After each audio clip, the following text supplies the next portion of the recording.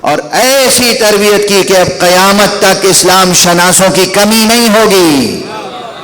یہ ریاضت سید سجاد کی، یہ ہے ریاضت۔ یہ تو بریفلی جسے کہتے ہیں نا، بہت ہی مختصر الفاظ میں عرض کر رہا ہوں۔ یہ وہ ثمر تھا جو اس شجر طیبہ کا ثمر تھا۔ بس میں دیکھ رہا ہوں کہ اکثر آپ حضرات کی آنکھوں میں آنسو ہیں، جیسے آپ گریہ کرنے کے لیے بے چین ہو رہے ہوں، کیونکہ یہ نام ہی ایسا ہے۔ تاریخ نے وہ ستم کیا ہے، تاریخ نے وہ ظلم ڈھایا ہے کہ یہ نام ہی جب آتا ہے تو فوراً آنکھیں اشک بار ہو جاتی ہیں۔ اس لیے بس گفتگو سمیٹ رہا ہوں، گریہ کر لیجئے۔ گریہ کرنے کے لیے کافی ہے کہ وہ جس کی محنتوں سے، جس کی تدبیروں سے، جس کی فکر سے، جس کے اہتمام سے علوم قرآن، علوم اسلام اور اسلام شناسوں کی ایک جماعت کی تربیت و پرورش حق سبحانہ و تعالی نے معین فرمائی تھی، اس کے ہاتھوں میں ہتھ کڑی پہنا دی گئی۔ بس چند فقرے عرض کروں گا، چند فقرے۔ دیکھیے، آقا رسول اللہ سے زیادہ کون عبادت کرے گا؟ آقا رسول اللہ بندگی خدا اور عبادت خدا کی منزل معراج پر ہیں، اور آقا رسول اللہ کے بعد امیر المومنین، اور امیر المومنین کے بعد ایک سلسلہ ہے۔ خود امیر المومنین کی عبادتوں کے تذکرے میں ایک روایت آئی ہے کہ جناب سید سجاد سے جب کسی نے آ کے کہا، فرزند رسول آپ شب و روز عبادتیں کرتے ہیں، اتنی نمازیں پڑھتے ہیں، اتنے روزے رکھتے ہیں، آپ ذرا استراحت بھی کیا کیجئے۔ تو آپ نے اپنے فرزند امام باقر علیہ السلام سے کہا کہ ذرا وہ کتاب لے آؤ جس میں ہمارے دادا علی ابن ابی طالب کی عبادتوں کا تذکرہ ہے۔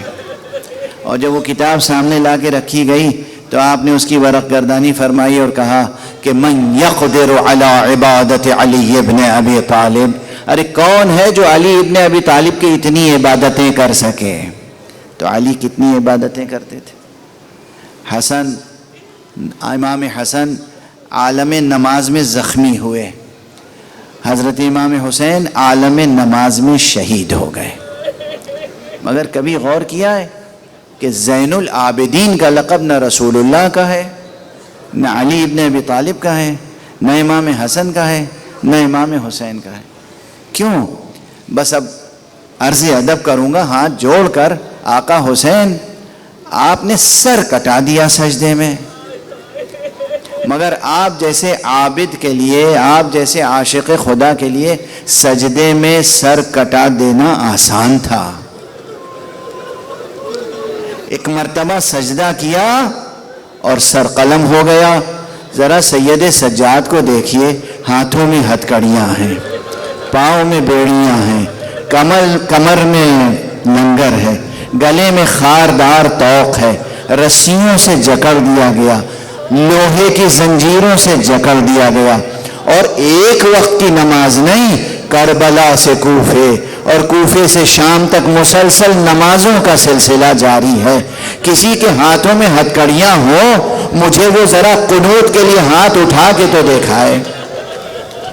کسی کے گلے میں خاردار توق ہو، یعنی جو گلو مبارک میں بار بار پیوست ہو رہا ہو، چبھ رہا ہو، اور گلو مبارک کو زخمی کر رہا ہو، لہو رس رہا ہو، اور پھر وہ مسلسل رکوع و سجدہ کرتا رہے۔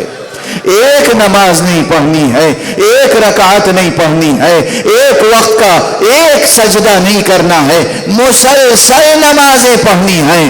ایسی کیفیت میں نمازیں پڑھنے والے کو زین العابدین کہتے ہیں۔ اجرکم علی اللہ۔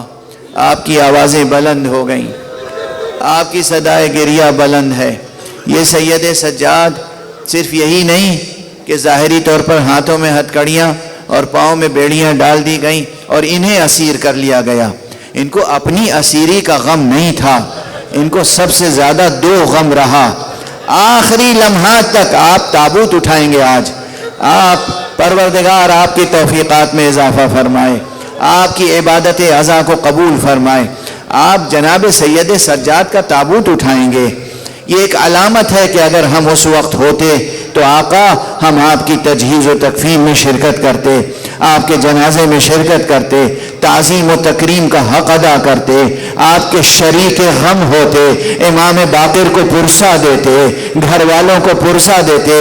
لیکن خود آقا کے دل میں جو زخم ہے اس زخم کو سن سکیں گے؟ دو غم کبھی نہیں بلا سکے سرکار امام زین العابدین۔ ایک غم یہ کہ آپ نے صرف تنہا خود اسیر نہیں ہوئے بلکہ نبی زادیاں اسیر ہوئی ہیں، زینب ام کلثوم اسیر ہوئی ہیں، فاطمہ بنت الحسین اسیر ہوئی ہے، سکینہ اسیر ہوئی ہے، وہ بچی جسے حسین بہت چاہتے تھے۔ اس مرتبہ میں نے یہ روایت ایک یا دو مرتبہ پڑھی ہے، لیکن روایت ایسی المناک ہے کہ پھر جی چاہتا ہے کہ سنا دوں اور آپ جی بھر کے گریہ کر لیں۔ سید سجاد دیکھ رہے ہیں اور ان کی نگاہوں کے سامنے امام حسین کی 4 سال کی بچی کو ماں کی گود سے دشمنوں نے چھینا ہے۔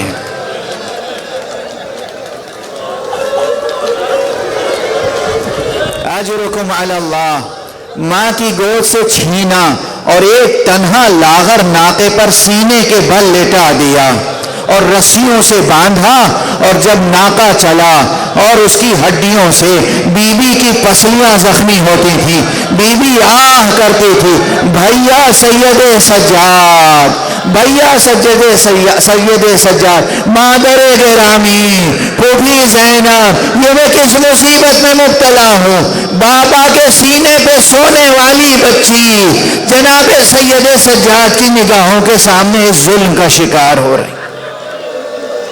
یہ اہل حرم کی اسیری، یہ ظلم سید سجاد کبھی نہیں بھلا سکے، کبھی نہیں بھلا سکے۔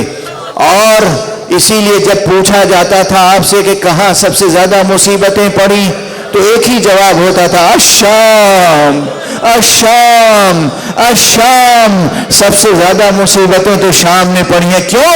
اس لیے کہ شام کے بازار سے اہل حرم بے ردا گزارے گئے۔ بس آخری جملہ کہہ رہا ہوں، اس جملے کے بعد آپ کو اذن ہے، اجازت ہے، اختیار ہے، شبیہ تابوت لے کے آئیے گا اور ماتم کیجیے گا۔ آپ تابوت اٹھا رہے ہیں، لیکن آپ نے تاریخوں میں پڑھا ہوگا آقا امام زین العابدین کا تابوت بہت اہتمام سے اٹھا تھا، امام باقر نے اٹھایا تھا، اہل بیت شریک تھے، اصحاب شریک تھے، پورا مدینہ، تاریخ کی روایت ہے، تاریخ میں جلی حرف، پورا مدینہ شریک نماز جنازہ امام سجاد ہوا تھا۔ کوئی اتنی بڑی نماز جنازہ کبھی مدینے کی سرزمین پر نہیں برپا ہوئی تھی جتنی بڑی نماز جنازہ جناب امام سید سجاد کے لیے منعقد ہوئی تھی۔ تفصیلی روایتیں موجود۔ تو جناب سید سجاد کو غم کس بات کا تھا؟ غم اس بات کا تھا کہ خود اپنے بابا کی نماز جنازہ اس شان سے آقا نہ پڑھ سکے۔ آقا امام کا تو تابوت اٹھا، اپنے بابا کا تابوت اٹھانا نصیب نہ ہوا۔ وہ منظر یاد رکھیے گا جو آخر وقت جناب سید سجاد کے دل کو زخمی کرتا رہا کہ جب 11 محرم کو لے جایا جا رہا تھا، چہرے کا رنگ متغیر ہوا، جناب زینب نے دیکھا کہ بیٹا میں کیا دیکھ رہی ہوں، ایسا لگتا ہے تمہارے بدن سے روح مفارقت کر جائے گی۔ آپ نے پلٹ کے کہا پھوپھی اماں آپ ہی انصاف کریں، جوان بیٹا موجود ہو، باپ کا لاشا بے گور و کفن ریگے گھر میں کربلا پہ پڑا رہ جائے۔ یہ وہ غم تھا جو سید سجاد کو تاخر ستاتا رہا، زخمی کرتا رہا۔ اور آپ جب اس دنیا سے جا بھی رہے تھے تو یاد کر رہے تھے کہ کس طریقے سے بابا کا رخسار ریگے گھر میں کربلا پر خاک آلود پڑا تھا۔ واہ حسینہ، واہ سیدہ، واہ عابدہ، واہ محمدہ۔